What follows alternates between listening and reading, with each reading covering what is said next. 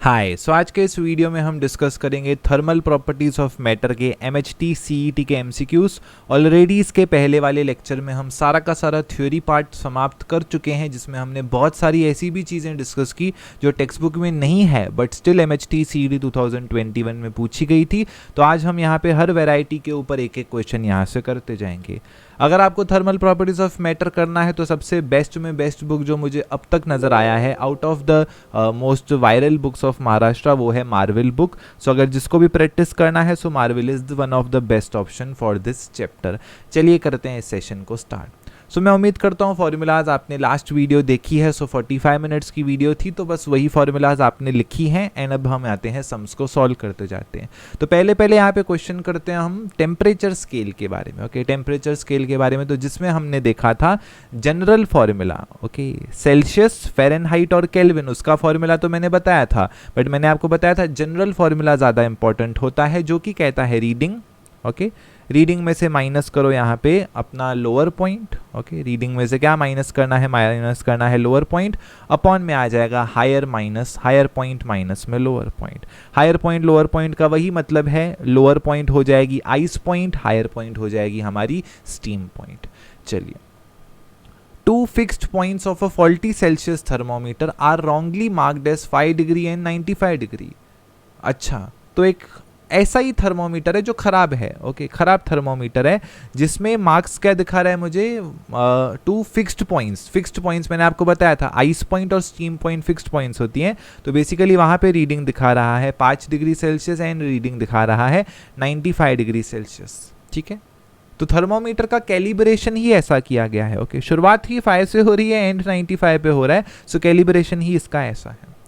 It shows a reading of 41 degree Celsius inside a room. So room में कितना reading है? Room में उस थर्मोमीटर में रीडिंग आ रहा है 41 डिग्री। तो अब मुझे बताना है करेक्ट रीडिंग कितना है। मैंने आपको बताया था जो ये वाला रेशियो होता है सारे के सारे थर्मोमीटर्स के लिए हो जाता है कांस्टेंट के बराबर। चलो यही रेशियो को पुट करते हैं। अगर मैं बात करूं सेल्सियस स्केल की, तो सेल्सियस स्केल का रीडिंग होता है C, माइनस में लोअर रीडिंग हो जाता है 0, अपर रीडिंग माइनस लोअर रीडिंग हो जाता है 100 माइनस 0। कल ही हमने डिस्कस किया था सेल्सियस वाली स्केल शुरू होती है 0 डिग्री सेल्सियस से, खत्म होती है 100 डिग्री सेल्सियस से। जो फॉल्टी थर्मोमीटर है उसकी स्केल में क्या है? उसकी स्केल में भी हो जाएगा रीडिंग माइनस में लोअर पॉइंट कितना है? 5 के बराबर, अपॉन में हायर माइनस लोअर पॉइंट यानी कि 95 माइनस 5 के बराबर, और ये सब होते हैं कांस्टेंट यानी दोनों इक्वल हैं। रीडिंग कितना आ रहा है? रीडिंग मेरा आ रहा है यहाँ से 41 के बराबर। सो यहाँ पे हो जाएगा 41 minus 5 which is equals to the 36 और 95 minus 5 which is equals to the 90। Handwriting थोड़ी मेरी बचपने जैसे लगेगी यहाँ पर, क्योंकि थोड़ा सेटअप अलग है मेरा आज। ओके, मेरा फेवरेट पेन जैसे आपने देखा अब वो मेरे साथ नहीं रहा, तो जब तक वो मिले तो थोड़ा सा हैंड राइटिंग मेरा आइडियल नहीं रहेगा। सो 3 1 ज़ा 3, 3 2 ज़ा 6, यहाँ पे हो जाएगा 30। 6 की टेबल लगाऊं, 2 6 2 ज़ा 12, 6 5 ज़ा यहाँ पे 30। क्या मिलेगा? C minus 0 C, 100 minus 0 100 is equal to 2/5 के बराबर। यहाँ पे मिल जाएगा मुझे 200 डिवाइडेड बाय 5 के बराबर, जो कि बराबर हो जाएगा 40 डिग्री सेल्सियस के। तो असल में जो टेम्परेचर था वो था आपका यहाँ पे option number C which is 40 degree Celsius. So बड़ी ऐसा क्वेश्चन है। तो ये जनरल फॉर्मूला के ऊपर क्वेश्चंस यूजुअली नहीं आते हैं, और बिलीव नहीं करोगे यही क्वेश्चन सिमिलर ऐसा ही डेटा चेंज करके 2021 में आपसे पूछा गया था। बाकी के क्वेश्चंस में तो कुछ टेंशन नहीं है, बाकी तो वही लॉजिक आपका लगता रहेगा कि डिग्री में दिया है केल्विन में करो, है ना। 27 डिग्री दिया है, बोलो केल्विन में क्या हो जाएगा? तो वही लॉजिक वापस से C माइनस 0 अपॉन में 100 minus 0 right is equal to the Fahrenheit वाला लॉजिक। बट अपने को पता है डिग्री सेल्सियस और केल्विन में तो सिर्फ 273 ऐड और माइनस करते हैं तो इंटर कन्वर्जन्स हो जाते हैं। तो जो बॉक्स वाली फॉर्मूला बताई थी वो फॉर्मूला को ध्यान में रखो, एंड उसके हिसाब से ही यहाँ पर कोई भी सम आ जाए आप यहाँ पे इजीली कर सकते हो। ठीक है, चलिए बढ़ते हैं थोड़ा सा आगे की तरफ, डिस्कस करते हैं sums on thermal expansion. Okay, thermal expansion के ऊपर सम्स डिस्कस करते हैं, जहाँ पे हमने लास्ट वीडियो में 9 फॉर्मूलाज की थी प्लस एक जनरल फॉर्मूला की थी, यानी कि 10 फॉर्मूलाज हमने देखा था। ओके, 10 फॉर्मूलाज तो देखा था, बट मैंने आपको ये भी बताया था कि डेंसिटी के ऊपर भी क्वेश्चंस आते हैं, और अगर डेंसिटी के ऊपर क्वेश्चन आ जाए तो आपको फिर वॉल्यूम का फॉर्मूला यूज करना है, जो मैंने आपको बताया था डेंसिटी इज इक्वल टू होता है मास अपॉन वॉल्यूम के बराबर। अगर यहाँ पे मैं एरर फॉर्मूला अप्लाई कर दूं तो हो जाएगा चेंज इन डेंसिटी अपॉन में original density is equal to change in mass upon में ओरिजिनल मास, प्लस हो जाएगा चेंज इन वॉल्यूम अपॉन में ओरिजिनल वॉल्यूम। फिजिक्स में मास से हम मस्ती मजाक नहीं करते हैं, हर जगह मास को कांस्टेंट रखते हैं, तो चेंज इन मास हो जाएगा 0 के बराबर, यानी डेल्टा डी बाई डी मुझे मिल जाएगा डेल्टा वी बाई वी के बराबर। ओके, सो ये बेसिक सा लॉजिक यहाँ पे हो जाएगा। चलो यही लॉजिक लगाने का प्रयास करते हैं। The density of a solid decreases by 0.5 degree. अच्छा, डिक्रीजेस बाय, आपको इनिशियल वैल्यू नहीं गिवन है, आपको फाइनल वैल्यू नहीं गिवन है, आपको सीधा चेंज गिवन है। क्या गिवन है आपको? चेंज गिवन है। ओके, सो चेंज कितना गिवन है? चेंज आपको गिवन है 0.5 के बराबर, यानी डेल्टा डी कितना गिवन है? डेल्टा डी गिवन है 0.5 के बराबर। तो अगर परसेंटेज का सिंबल नहीं होता तो सिर्फ मैं यही लिखता कि delta D is equal to D है 0.5 के बराबर। बट प्रॉब्लम ये है, प्रॉब्लम नहीं है, डेटा में मुझे यहाँ पे परसेंटेज भी गिवन है। तो परसेंटेज कब निकलती है? जब मैं डिवाइड करता हूँ किसी चीज़ को ओरिजिनल वैल्यू से। अगर आपका 50 मार्क्स आया है 100 में से, तो हम कहते हैं 50%। तो क्या किया? 100 से डिवाइड किया, ओरिजिनल जो आपका वैल्यू है उससे डिवाइड किया, जितना मतलब होना चाहिए था मैक्सिमम। तो बेसिकली यहाँ पर परसेंटेज है तो मुझे डिवाइड करना पड़ेगा डी से। तो ये आंकड़ा मुझे गिवन है 0.5 के बराबर।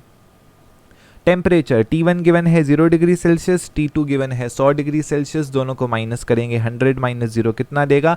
100 माइनस 0 आपको देगा वापस से 100 के बराबर। ओके, चलिए, what is the coefficient of the linear expansion? पहली बात तो डेंसिटी गिवन है, डेंसिटी से आप वॉल्यूम पे पहुंच सकते हो, लीनियर एक्सपांशन पे नहीं पहुंच सकते हो। लीनियर एक्सपांशन वाले ये लोग अल्फा पूछ रहे हैं, अल्फा पे आप पहुंच ही नहीं सकते, आप वॉल्यूम के थ्रू गामा पे पहुंच सकते हो। तो चलिए थोड़ा सा उसी को करने का प्रयास करते हैं। सो फॉर्मूला क्या है? गामा इज इक्वल टू होता है डेल्टा वी बाई वी के बराबर अपॉन में डेल्टा टी। एरर फॉर्मूला से मैंने आपको बता दिया, यही चीज़ है डेल्टा डी बाई डी के बराबर और साथ में है डेल्टा टी। चलो, इसका रेशियो कितना है? इसका रेशियो है 0.5 परसेंटेज के बराबर। परसेंटेज का मतलब होता है डिवाइड में 100। चेंज इन टेम्परेचर कितना है? वो तो खुद गिवन है 100 के बराबर। सो यहाँ पर भी आ जाएगा 100, ये तो हो जाएगा 0.5 इंटू 10⁻⁻⁴ के बराबर। ये है गामा की आपकी वैल्यू। अगर आपको रिलेशन से याद हो, मैंने बताया था alpha is equal to D, beta is equal to D gamma, divide में आ जाता है 1 2 एंड आ जाता है 3। सो क्या मिलेगा? Alpha is equal to D gamma divided by मुझे 3 के बराबर। Okay, so gamma divided by 3 के बराबर मिलेगा, यानी कि 0.5 इंटू 10⁻⁻⁴ अपॉन में मिलेगा यहाँ से 3 के बराबर। पॉइंट निकाल के यहाँ पर आ जाएगा 10 का टर्म। सो 5 डिवाइडेड बाय 3 करता हूँ और ये 10 इसको उधार पे दे देता हूँ। सो क्या मिलेगा? यहाँ पे मिलेगा 10⁻⁻⁵ और यहाँ से 3 को डिवाइड करेंगे 5 से, क्या आ जाएगा? 1 ज़ा 3, 2 ज़ा, पॉइंट डालेंगे 0, 6 ज़ा 18, वापस से यहाँ पे 18 एंड ऐसा करते करते 1.66 into 10⁻⁻⁵ becomes the correct option. और देखो ऐसा कुछ है क्या? तो हाँ, सी ऑप्शन वैसा ही दिया गया है, सिर्फ पावर आगे पीछे किया है। सो इसी को अगर मैं लिखना चाहूँ 16.6 भी लिख सकता हूँ, बट फिर एक और माइनस मुझे यहाँ पे देना पड़ जाएगा। ठीक है, सो यही है आपका correct option. So option number C becomes the correct option. Okay, चलिए, तो आप सम्स को पॉज करते करते खुद ही करते जाइए। ओके, मैं तो यहाँ पे रिकॉर्डिंग, मुझे सम्स इस वजह से रिकॉर्डिंग में अच्छे लगते हैं। ओके, लाइव में क्या होता है, कमेंट्स में स्पैम यूट्यूब पे चलता ही है, राइट, तो फोकस उधर ही मर जाता है। राइट, मेरी थिंकिंग है अभी आज की जनरेशन तो बोलती है सर आप करा दो, बस हम देख लेंगे। चलिए, सो पॉज खुद ही करके करते जाओ। ठीक है, the volume of a block of a metal at 30 degree Celsius, T1 कितना है? T1 है 30 डिग्री सेल्सियस के बराबर। चेंजेस बाय 0.12 परसेंटेज, वापस से क्या गिवन है? गिवन है चेंज हो रहा है, कितने से चेंज हो रहा है? 0.12 परसेंटेज से। So delta V by V कितना गिवन है? 0.12 परसेंटेज के बराबर आपको गिवन है। When it's temperature is increase to 70 degree Celsius, पहले 30 था अभी 70 है। सो डेल्टा टी कितना हो जाएगा? डेल्टा टी हो जाएगा सीधा 40 के बराबर। What is the coefficient of linear expansion? Same question दिया है, एक्सपेक्ट करूंगा आप लोग खुद ही कर लें। ओके, चलिए, गामा इज इक्वल टू मिलेगा delta V by V times of delta T के बराबर। डेल्टा वी बाय वी हो जाएगा 0.12 अपॉन में 100, क्योंकि परसेंटेज का मतलब होता है 100। यहाँ पे हो जाएगा 40, पॉइंट निकाल दो, यहाँ पे 2 0 और आ जाएंगे। 0 को साइड में रखो, 4 1 ज़ा 4 कर दो, 4 3 ज़ा 12 कर दो, 2 0 यहाँ का, 1 0 यहाँ का, 3 4 5 0 हो जाएंगे 10⁻⁵। 10⁻⁵ ऊपर जाएगा, हो जाएगा 10⁻⁻⁵। ये है आपकी गामा की value. Alpha is equal to होता है गामा डिवाइडेड बाय 3। यही गामा को डिवाइड कर दोगे 3 और 3 मर जाएगा, आपका डायरेक्ट आंसर आ जाएगा यहाँ पे 10⁻⁻⁵, जो कि है option number D. So D becomes the correct option. Okay so देखो स्मूथ सम्स है, एकदम सरल सरल क्वेश्चंस है, राइट। इसमें कॉन्सेप्चुअल क्वेश्चंस मुश्किल से आते हैं, ओके कॉन्सेप्चुअल क्वेश्चंस थोड़े से मुश्किल से आते हैं, बट क्वेश्चंस बहुत ज़्यादा सरल हैं, राइट। चलो कॉन्सेप्चुअल क्वेश्चन इस पे कुछ ऐसा आ सकता है, देखो क्या गिवन है, a liquid having coefficient of cubical expansion. अभी देखो लिक्विड है, लिक्विड में क्या करते हैं हम, लिक्विड को कंटेनर्स में रखते हैं। अब कंटेनर्स ऑटोमेटिकली क्या हो जाते हैं, कंटेनर्स ऑटोमेटिकली आपके हो जाते हैं 3 डायमेंशन, ओके कंटेनर्स क्या होते हैं, कंटेनर्स ऑटोमेटिकली हो जाते हैं आपके 3 dimension, okay so basically liquid containers of cubical expansion gamma, okay gamma इनका क्यूबिकल एक्सपांशन है, is kept in a copper vessel having coefficient of linear expansion gamma by 3, okay so basically coefficient of linear expansion alpha कितना है, alpha यहाँ से basically आपको given है gamma by 3 के बराबर, ओके और मुझे बताना है क्या यहाँ पे लॉजिक लगेगा, अगर हीट सप्लाई किया तो ओरिजिनल लेवल का क्या यहाँ पे इम्पैक्ट अपने को देखने में मिलेगा। देखो सबसे पहली बात आपको लॉजिक बता रहा हूँ, अगर मेरे पास 1 डायमेंशन हो, मेरे पास क्या हो 1 डायमेंशन हो, तो हम कहते हैं coefficient of linear expansion alpha. मेरे पास 2 डायमेंशन हो जाएं तो बेसिकली वही मटेरियल के 2 सरफेसेस हो गए, तो प्रॉपर्टीज दोनों सरफेसेस पे लागू होंगी। एंड ऑब्वियस सी बात है कोई भी मटेरियल रियलिटी में जो एग्जिस्ट करता है उसके पास कुछ लेंथ भी होती है, कुछ ब्रेथ भी होती है और कुछ ना कुछ उसके पास हाइट भी होती है। सो बेसिकली यहाँ पर कैसा लॉजिक लगेगा, अगर आपके पास क्यूबिकल कंटेनर है, क्या है आपके पास क्यूबिकल कंटेनर है, सो टोटल वैल्यू यहाँ पे हो जाएगी 3 टाइम्स ऑफ अल्फा के बराबर। जो गामा आपका हो जाएगा, गामा वो कितना हो जाएगा 3 टाइम्स ऑफ अल्फा के बराबर, क्योंकि अल्फा सिर्फ 1 डायमेंशन के लिए होता है, 2 अल्फा 2 डायमेंशन के लिए, 3 अल्फा 3 डायमेंशन के लिए, मतलब साइड्स उसके बढ़ते जा रहे हैं। तो आइडियली मैं कह सकता हूँ gamma is equal to 3 alpha. अब यहाँ से अल्फा की वैल्यू डाल दो, मिलेगा गामा डिवाइडेड बाय 3, 3 और 3 कैंसिल, तो गामा की वैल्यू वही मिल रही है। So option number C becomes the correct option, remains almost the same. अब ये वाला क्वेश्चन थोड़ा लॉजिक बेस्ड हो गया, लॉजिक बेस्ड मतलब इसमें फिजिक्स लगाना पड़ा, सोचना पड़ा, बट ऐसे क्वेश्चंस की प्रोबेबिलिटी बहुत ही ज़्यादा कम होती है। ओके चलिए बढ़ते हैं आगे की तरफ, डिस्कस करते हैं क्लास 10th रिलेटेड क्वेश्चन।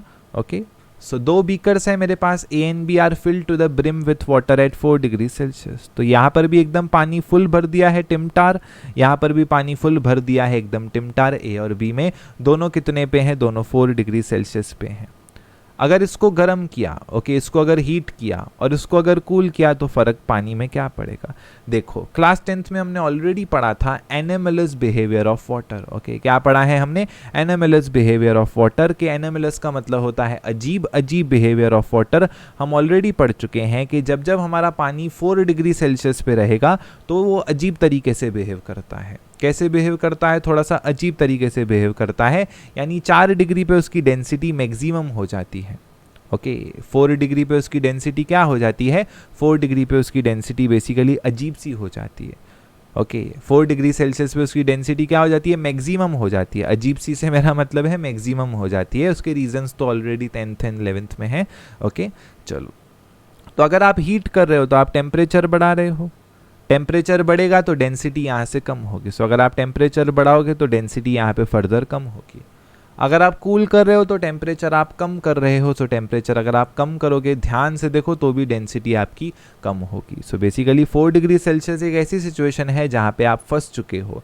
चाहे आप टेम्परेचर बढ़ाओ चाहे आप टेम्परेचर कम करो, डेंसिटी यहाँ पे कम ही होने वाली है। अगर डेंसिटी कम होने वाली है सो वॉल्यूम यहाँ से बढ़ने वाला है, पानी का वॉल्यूम बढ़ जाएगा तो पानी बेसिकली क्या हो जाएगा, दोनों बकेट्स में से यहाँ पे ओवरफ्लो हो जाएगा। सो option number D becomes the correct option. Okay option number D becomes the correct option. देखो एनामेलस बिहेवियर ऑफ वाटर। चलिए बढ़ते हैं आगे की तरफ, डिस्कस करते हैं थोड़े से क्वेश्चंस ऑन कंडक्टिविटी। बढ़िया बढ़िया से क्वेश्चंस हैं कंडक्टिविटी के ऊपर भी। चलिए सो कंडक्टिविटी क्या था, कंडक्टिविटी हमारा कंडक्टिविटी बेसिकली एक ही चीज़ हमारी कहता था Q डिवाइडेड बाई T। कल मैंने डेरिवेशन भी बताया है वीडियो में। सो हो जाएगा K area times of temperature gradient के बराबर। ठीक है सो ये है आपका टेम्परेचर ग्रेडियंट। एक रॉड में अगर टेम्परेचर एक रॉड में अगर हीट फ्लो हो रही है सो डिस्टेंस के साथ साथ टेम्परेचर इवेंचुअली बदलता जाता है। ए है मेरी area of the rod, Q by T है डेरिवेटिव रेट जिससे आप हीट को बहा रहे हो, और K हो जाता है यहाँ पे थर्मल कंडक्टिविटी। थर्मल कंडक्टिविटी यहाँ पर जन्म लेता है कांस्टेंट के रूप में। थर्मल कंडक्टिविटी कौन से रूप में जन्म लेता है, जन्म लेता है कांस्टेंट के रूप में। सो बेसिकली थोड़ा सा समय लो, 10 सेकंड के लिए पॉज कर दो, आराम से मतलब पॉज करो और दोनों सम्स को करने का प्रयास करो। ओके बढ़िया से क्वेश्चन है। ठीक है चलो the inside and outside temperature of the room are 30 degree and 40 degree, ठीक है। By using the AC inside temperature is decrease to 30 से 20 पे लेके आए हैं, टेम्परेचर डिफरेंस डबल कर दिया है, then the thermal conductivity of the walls is. Thermal conductivity एक कांस्टेंट है, कांस्टेंट का मतलब एक ही होता है कि उसकी वैल्यू नहीं बदलेगी, तो जैसा पहले था वैसे ही रहेगा। तुम एसी लगाओ, तुम हीटर लगाओ, तुम आग लगा दो, कुछ फर्क नहीं पड़ेगा, क्योंकि वो तो थर्मल कंडक्टिविटी डिपेंड करती है मटेरियल पे। किस पे डिपेंड करती है? मटेरियल पे डिपेंड करती है। सो बेसिकली यहाँ पर आपका आंसर हो जाएगा option number C remains the same. Okay, उसी तरीके से नीचे अगर मैं बात करें, a copper rod of length L, cross sectional area A, thermal conductivity K, joins two reservoirs and this temperature. Length आधा किया है, एरिया डबल किया है, थर्मल कंडक्टिविटी। अरे मटेरियल में कुछ छेड़खानी किया है क्या? बोलिए, 46 क्वेश्चन में मटेरियल में कुछ भी छेड़खानी किया है? नहीं किया है, तो वापस से आंसर आपका ऑप्शन नंबर सी ही हो जाएगा। यानी कि दोनों सिचुएशंस में क्या रहेगी? दोनों सिचुएशंस में यहाँ पे रहेगी कांस्टेंट। ओके, दोनों सिचुएशंस में क्या रहेगी? दोनों सिचुएशंस में रहेगी कांस्टेंट। चलिए अब बढ़िया बढ़िया से थोड़े से क्वेश्चंस करते हैं। Consider two rods of same length. चलो दो रॉड्स यहाँ पे बना देता हूँ बढ़िया सी। ये है रॉड मेरी 1, ये है रॉड मेरी 2, ठीक है। लेंथ दोनों का सेम है, सो बेसिकली लेंथ के लिए क्या यूज़ करता हूँ? दोनों के लिए L यूज़ करता हूँ। Difference specific heat, okay, specific heat यहाँ पे दिया है अलग S1 और S2। थर्मल कंडक्टिविटी भी दिया है यहाँ पे अलग K1 और K2 thermal conductivity. Area of cross section यहाँ पे दे दिया है A1 और A2 के बराबर, both having temperatures T1 and T2। So temperature difference दे दिया है T1 और T2। If the rate of loss of heat, rate का मतलब होता है डिवाइड में समय लो, राइट, डेरिवेटिव, यानी कि समय लो। Rate of losses of conduction are equal, यानी कि जितना हीट पहले के थ्रू फ्लो हो रहा है उतना ही हीट सेकंड वाले के थ्रू भी फ्लो हो रहा है। फिर मुझे बताना है रेशियो क्या होगा। So Q by T is equal to क्या हो जाता है? Constant K1, area A1 times of temperature difference times of displacement, ये लॉजिक यहाँ पर मेरा लग जाता है। इज इक्वल टू हो जाएगा K2, साथ में हो जाएगा यहाँ से A2, साथ में हो जाएगा डेल्टा T अपॉन में डेल्टा X2 के यहाँ पे बराबर, ठीक है। ये 2 के लिए है, ये 1 के लिए है। देखो स्पेसिफिक हीट तो फॉर्मूला में आता ही नहीं है, तो ये तो खास करके कंफ्यूज करने के लिए दिया गया है, इसको इग्नोर करो। लेंथ का मतलब क्या होता है? लेंथ का मतलब वही तो है टेम्परेचर ग्रेडियंट, कि कितने समय के साथ कैसे लेंथ बदलेगी, कितने लेंथ के साथ कैसे टेम्परेचर बदलेगा। तो डेल्टा एक्स इवेंचुअली आपको सेम दिया गया है ना। लेंथ का मतलब क्या होता है? लेंथ का मतलब वही कि कितना डिस्टेंस है, राइट, हीट को कितना डिस्टेंस फ्लो करना है। सो बेसिकली ये दोनों तो आपके सेम गिवन है। और क्या बोला है? Both having temperature difference T1 T2 eight there ends. यहाँ पे भी टेम्परेचर T1 है, यहाँ पे भी टेम्परेचर T2 है। माइनस करूंगा क्या मिलेगा? माइनस करूंगा डेल्टा T मिलेगा। यहाँ पे भी टेम्परेचर T1 है, यहाँ पे भी टेम्परेचर T2 है, क्या मिलेगा? माइनस करूंगा, मुझे यहाँ से डेल्टा T मिलेगा। सो इवेंचुअली क्या हो जाएगा? इवेंचुअली यहाँ पे ये दोनों भी यहाँ से कैंसिल हो जाएंगे। क्या बचेगा आपको पास? सीधा बच जाएगा option number A. So yes, option number A becomes the correct option.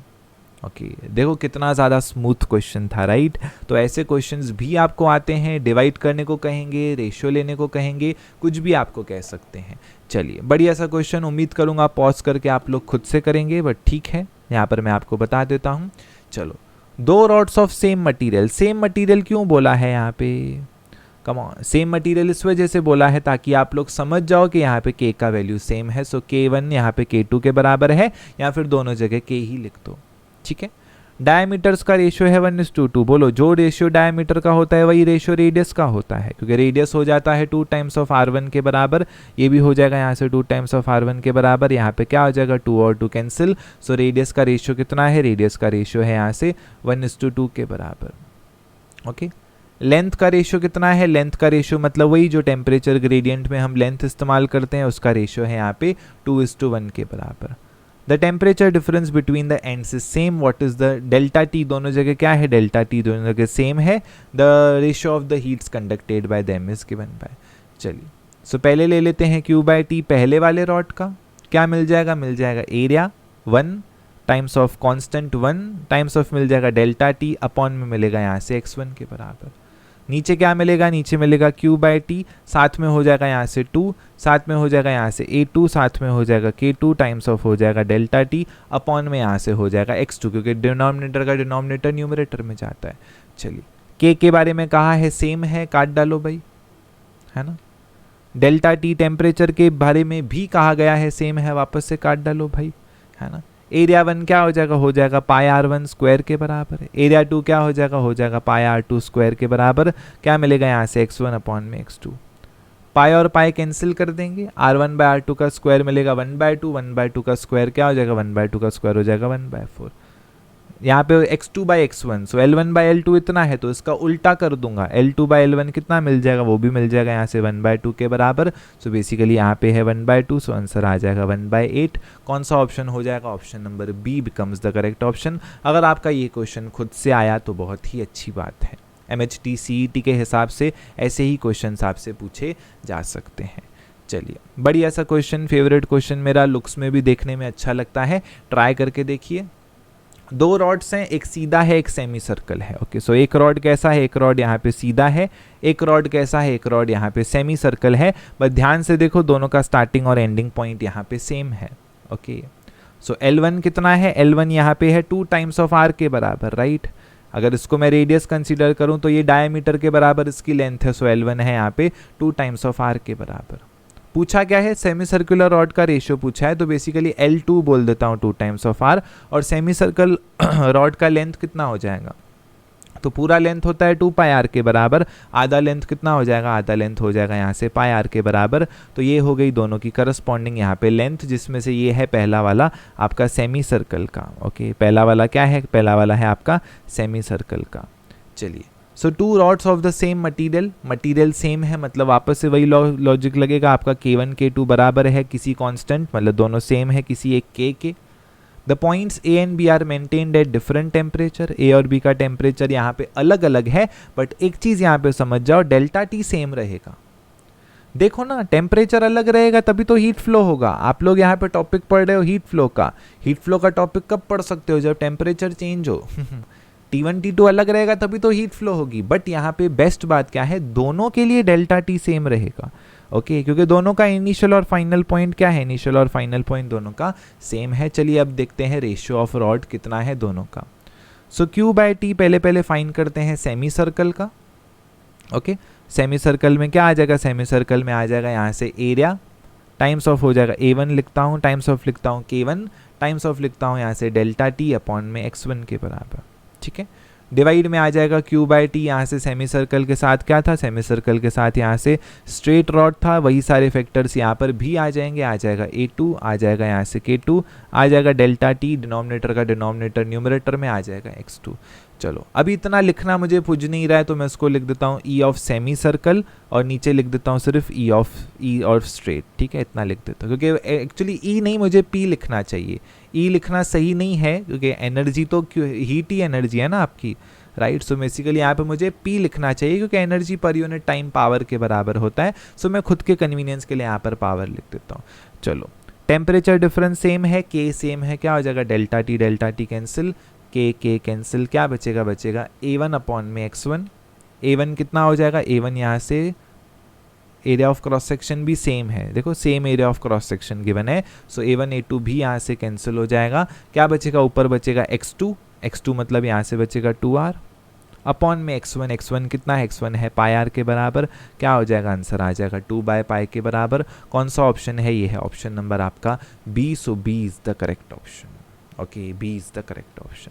चलिए फाइनली डिस्कस करते हैं, यहाँ पे अभी बस कुछ क्वेश्चंस बचे हैं, बढ़िया से क्वेश्चंस हैं, बट फाइनली डिस्कस करते हैं मेरा एकदम फेवरेट सा क्वेश्चन। सो ज़रा एक बार ट्राई करके देखो एंड फिर वीडियो को सॉल्यूशन देखो।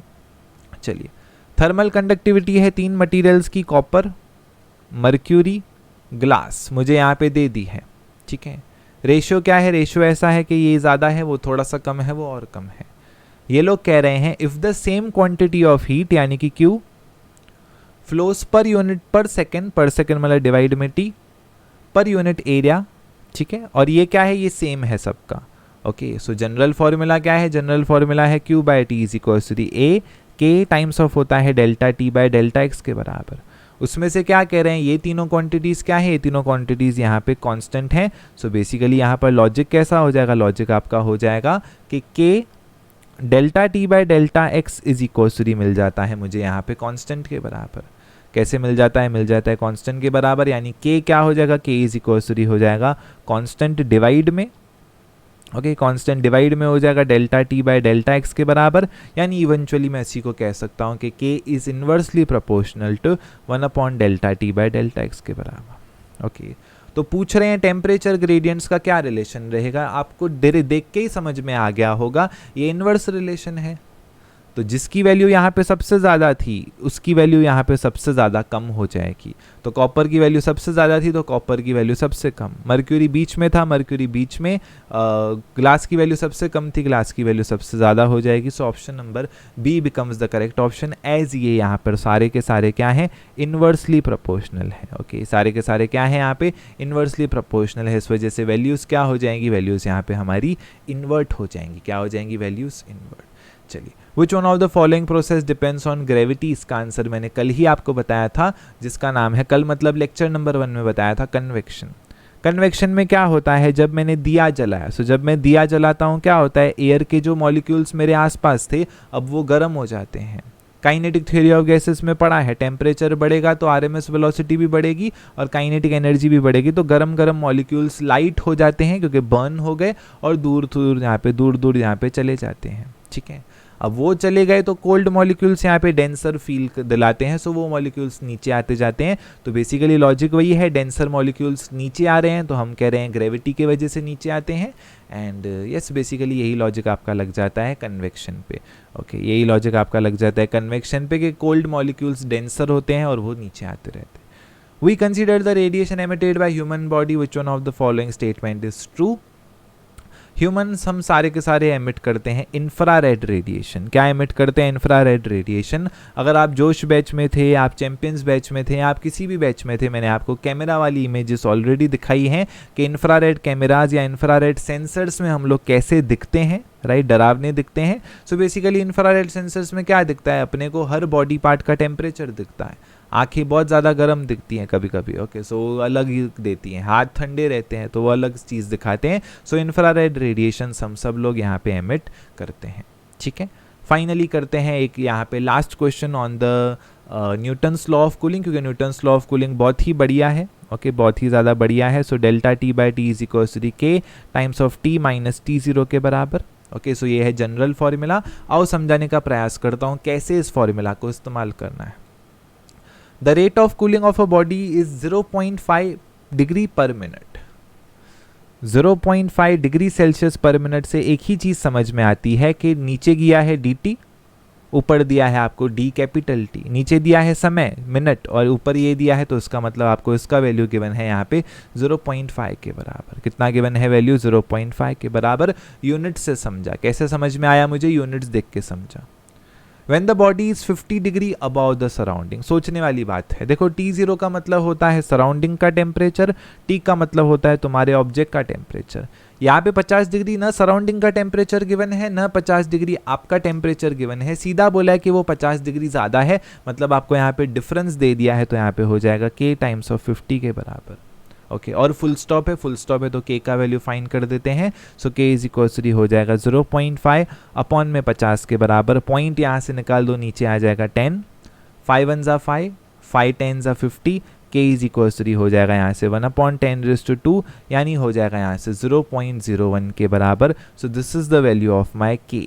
ओके, ये किसका वैल्यू है, ये वैल्यू है मेरे यहाँ पे K का। What is the rate of the cooling per hour? अच्छा, अब क्या पूछ रहे हैं, rate of cooling per hour कितना है if the body is 30 degree Celsius about the surrounding. तो अब यहाँ पे डेरिवेटिव ही फाइंड करना है मुझे, रेट का फाइंड करना है, मतलब डेरिवेटिव फाइंड करना है, बट इस बार K का वैल्यू मुझे पता है। K का वैल्यू कितना है, K का वैल्यू है 0.01 के बराबर। टेम्परेचर डिफरेंस इस बार कितना है, 30 डिग्री अबाउ सराउंडिंग, तो टेम्परेचर डिफरेंस आपको गिवन है यहाँ पे 30 के बराबर। सो यहाँ पे पॉइंट बेसिकली निकालूंगा, नीचे आ जाएगा 100, 0 और 0 कैंसिल, आंसर आ जाएगा यहाँ से 0.3 के बराबर। सो 0.0 डिग्री सेल्सियस, 0.0 डिग्री पर मिनट मेरा है यहाँ पे ये रेट, क्योंकि यहाँ पे मैंने मिनट को सेकंड में कन्वर्ट नहीं किया था, तो अकॉर्डिंगली मुझे यहाँ पे 1 मिनट में कितना हो रहा है, 1 मिनट में यहाँ पे हो रहा है 0.3 डिग्री सेल्सियस का फ़र्क। ओके, तो मुझे क्या चाहिए पर आवर, मतलब 1 घंटे में चाहिए। यहाँ पे भी 60 से मल्टीप्लाई कर दूँ तो 1 घंटा मिलेगा, मल्टीप्लाई यहाँ से भी 60 कर दूँ तो 1 घंटे में मुझे आंसर मिल जाएगा। सो 0.3 को मल्टीप्लाई करेंगे 60 से, पॉइंट आएगा नीचे दे देगा 10, 0 0 कैंसिल, 6 3 ज़ा 18। सो 18 डिग्री सेल्सियस पर आवर में मेरा यहाँ पे चेंज मुझे देखने को मिलेगा। ओके, सो ऐसे ही क्वेश्चंस यहाँ पर हमारे हो जाते हैं। देखो एक एक टाइप का हमने हर क्वेश्चन कर लिया। अब आप लोग मार्वल ट्राई करोगे तो आपको मज़ा भी आएगा वहाँ पे। ओके, सो थर्मोमीटर सबसे पहला टॉपिक। थर्मोमीटर के बाद थर्मल एक्सपांशन, थर्मल एक्सपांशन के बाद यहाँ पर आ जाता है एनोमलस बिहेवियर, थ्योरेटिकल पार्ट। फिर आ जाता है कंडक्शन का पार्ट, फिर आ जाता है कंडक्शन के बाद कन्वेक्शन, थोड़ा सा कन्वेक्शन के बाद थोड़ा यहाँ पर आ जाता है हमारा न्यूटन्स लॉ ऑफ कूलिंग का पार्ट। सो मेजॉरिटी यही सब चीज़ें आपको चैप्टर में देखने को मिलती हैं। सो एक बढ़िया सा क्वेश्चन यहाँ पर स्किप हो गया लेटेंट हीट का, तो आइए उसको भी एक बार देख लेते हैं। सो मस्त क्वेश्चन है। लेटेंट हीट के क्वेश्चंस कभी भी कॉन्सेप्चुअल होते हैं और as it is class 10th के होते हैं। जो क्लास 10th में सॉल्व्ड क्वेश्चंस थे आपको महाराष्ट्र बोर्ड में, वही सेम क्वेश्चंस 11th के लिए भी होते हैं, exact same without any difference.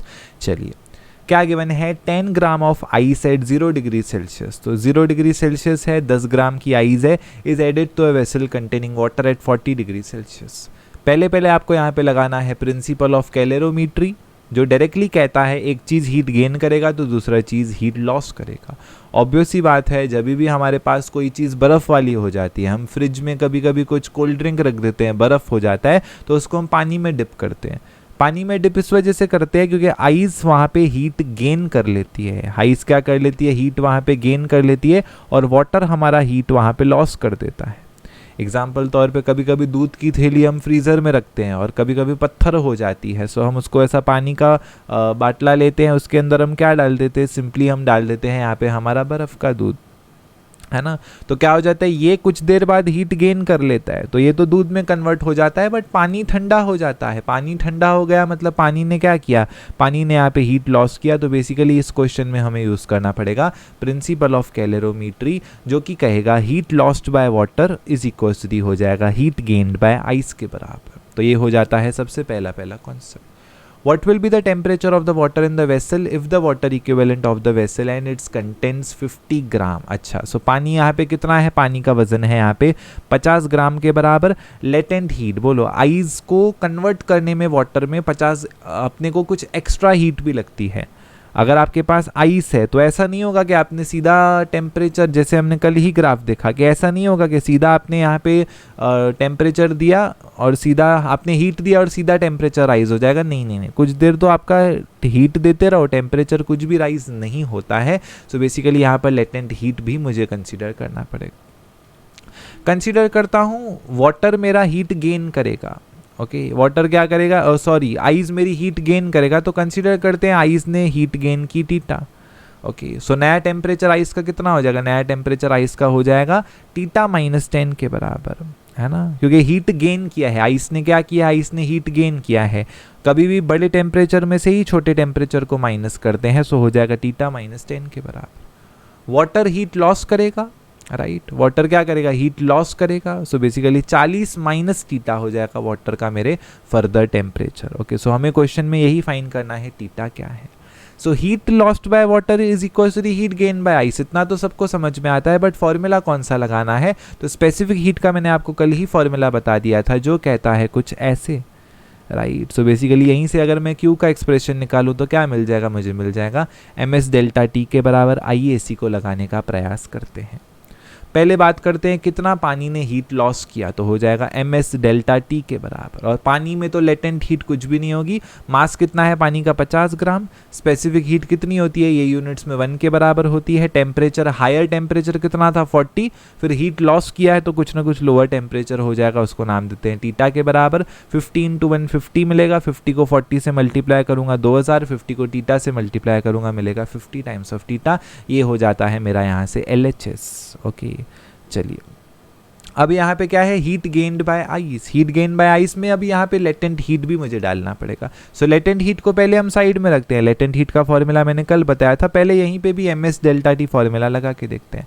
Ice कितना है, 10 ग्राम है, सो ये हो जाएगा 10 के बराबर। स्पेसिफिक हीट अगेन वहाँ पे सेम आंसर, आइस वाटर का स्पेसिफिक हीट तो सेम ही हो जाता है, तो ये भी 1 के बराबर। टीटा, सो हायर टेम्परेचर अभी उसका होगा क्योंकि उसने हीट गेन किया है, माइनस में लोअर टेम्परेचर, आइस का टेम्परेचर कितना था, 0 के बराबर, यहाँ पे आ जाएगा 0, प्लस लेटेंट हीट भी लगेगी क्योंकि यहाँ पे आप फेस चेंज कर रहे हो। तो कल ही मैंने फेस चेंज या फेस शिफ्ट के बारे में बताया था, लेटेंट हीट लग जाती है। सो लेटेंट हीट होती है m/L के बराबर। सो क्वेश्चन में दिया है L कितना है, ओके, और सारी चीज़ें ग्राम्स में है, और वैसे भी आंसर में सिर्फ डिग्री सेल्सियस चाहिए, तो ग्राम kg उस सब का टेंशन नहीं लेना है। सो मास है 10 ग्राम इंटू 80, यहाँ से मिलेगा मुझे 10 टीटा प्लस मिलेगा 800, ये है RHS, ये है LHS। 800 को यहाँ लेके आऊँगा, बचेगा 1200, 50 टीटा को वहाँ लेके जाऊँगा, जो बचेगा 60 टीटा, 0 0 कैंसिल, आंसर आ जाएगा 20, यानी कि option number B becomes the correct option. देखिए कॉन्सेप्चुअल क्वेश्चन था, राइट, इसको कॉन्सेप्चुअल क्वेश्चन कहते हैं, तो ऐसे क्वेश्चंस भी आपको एग्जाम में देखने को मिल सकते हैं। एंड इसी तरीके से हमारा थर्मल प्रॉपर्टीज ऑफ मैटर भी समाप्त होता है। ये एक होमवर्क क्वेश्चन करके आप ले सकते हो। एंड फाइनली अभी हमारी प्लेलिस्ट में काफ़ी चैप्टर्स होने को आए हैं। सेमीकंडक्टर्स हो गया, साउंड हमारा हो गया, उसके बाद थर्मल प्रॉपर्टीज ऑफ मैटर, उसके बाद ग्रेविटेशन, आधा क्लास 11th का प्लेलिस्ट इसी तरीके से हमारा यहाँ पे समाप्त हो जाता है। Take care, good bye, all the best.